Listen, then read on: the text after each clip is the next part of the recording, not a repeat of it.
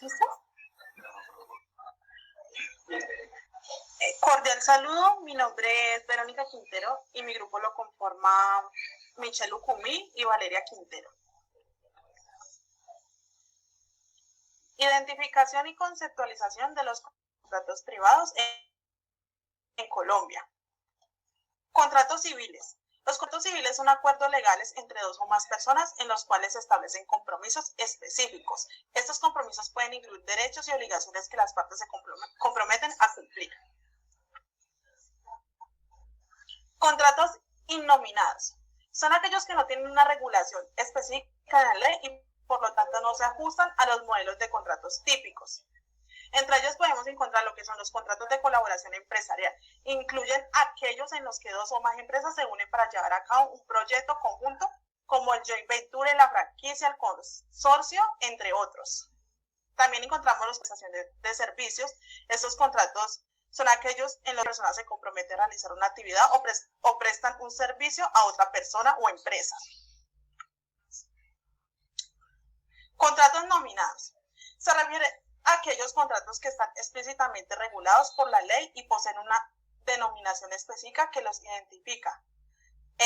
Entre ellos encontramos lo que son contratos de compraventa. Es un contrato mediante el cual una de las partes se obliga a transferir las propiedades de un bien a la otra. Contratos de donación. Es un acto por el cual una persona transfiere gratuitamente el dominio de un bien a otra. Contrato de arrendamiento. Implica la concesión temporal del uso y goce de un bien, mueble o inmueble. Contrato de depósito. Es un contrato por el cual una parte custodia temporalmente un bien en beneficio de otra. Contrato de mandato. El mandato es un acuerdo mediante el cual una parte mandante autoriza a otra mandatoria. Contrato de mutuo. Es un contrato de préstamos de bienes fungibles como dinero con la obligación de devolver una cantidad igual o especie o de calidad. Contrato de sociedad. Es un contrato en el cual dos o más personas se comprometen a combinar sus recursos para realizar un fin común.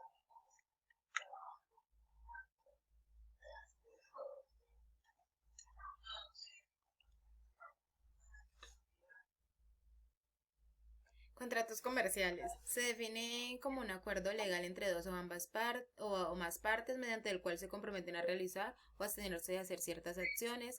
Estos contratos abarcan una amplia variedad de aspectos comerciales, tales como la contratación, el salario, la seguridad de los empleados, locaciones, préstamos y entre otros términos.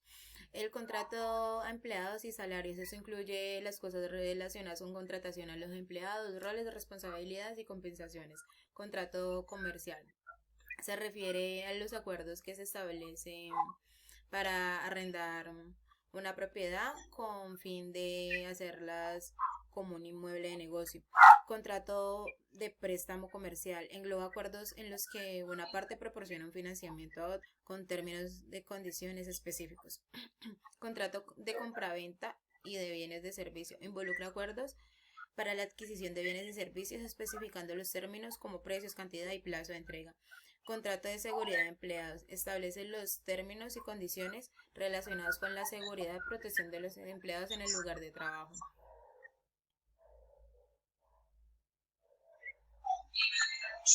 Contratos laborales. Los contratos laborales los rige el sustantivo de trabajo.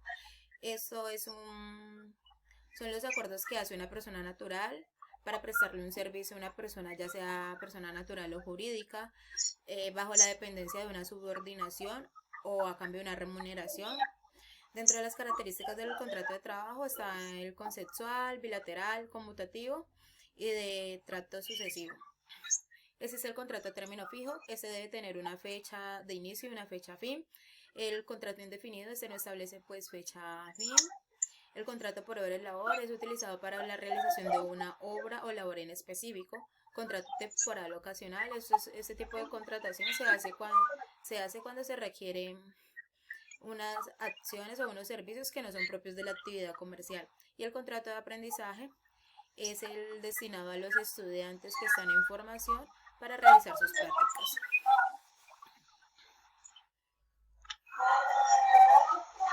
Dentro de las consecuencias para el incumplimiento de los contratos privados tenemos como primero el acreedor podrá exigir el cumplimiento forzoso o su equivalente económico e indemnización de daños ocasionados.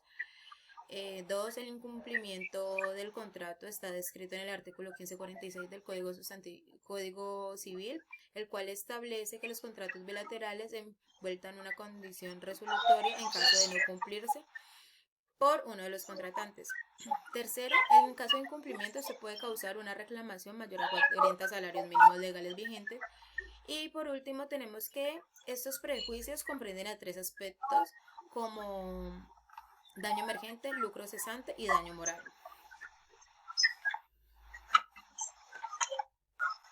Los principios que se aplican en los contratos privados. Principio de obligatoriedad, fuerza vinculante. Después de que las partes han expresado su voluntad y se ha formado el contrato, surge la obligatoriedad.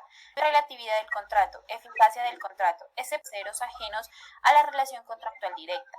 Principio de causa concreta. La causa en este contexto se refiere a la intención de las partes de celebrar el contrato. Principio de consensualismo y formalidad. Se explora el proceso de conclusión y perfeccionamiento del contrato. Se reconoce el consensualismo como un principio fundamental, pero señala su limitación natural.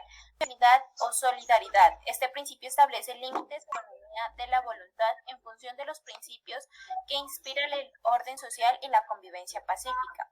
Principio de inalterabilidad. Este principio se destaca de la importancia de respetar lo pactado por las partes cuando ello sea lícito y posible. Principio de eficiencia. En el ámbito contractual, la valoración de las prestaciones va más allá del concepto económico de eficiencia. Análisis entre la diferencia entre lucro cesante y daño emergente. El daño emergente se enfoca en las pérdidas reales y concretas. Se refiere a las pérdidas tangibles y reales a las que resultan de un hecho perjudicial, tales como los costos de reparación y el valor de reposición de un bien. Lucro cesante se centra en ganancias potenciales no realizadas y su prueba requiere consideración particular basada en la probabilidad objetiva. El lucro cesante implica ganancias potenciales que una persona deja de percibir debido al dañoso evento.